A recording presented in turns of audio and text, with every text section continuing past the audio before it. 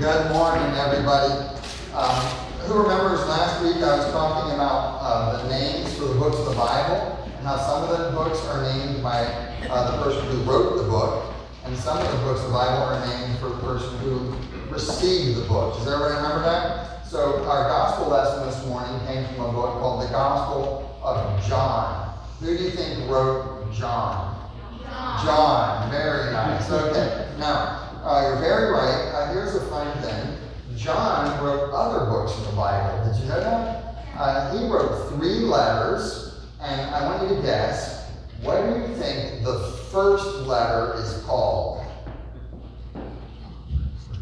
Right here it is in my Bible, and it's called John, but it's his first letter, so it's called 1 John. Can you imagine? You see how we got that?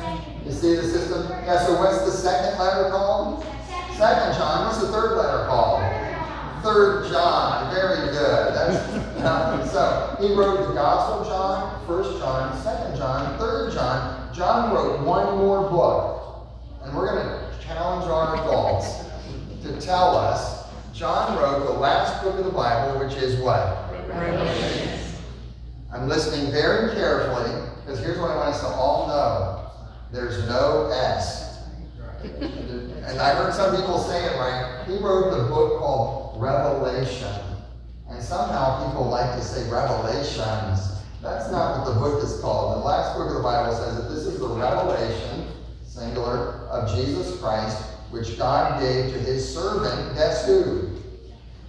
John. Right? So John wrote, it tells us that in this Revelation 1:1, that is a revelation of Jesus Christ that God gave to his servant John. So John wrote John, 1 John, 2 John, 3 John, Revelation. How many books did John write?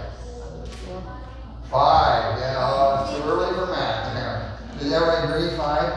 Congregation agree? Yes. 5 books. So we often say that Paul wrote most of the New Testament, and that's true. Paul wrote a lot, but John wrote some books. How many? 5 books. They're delightful books that God has given us.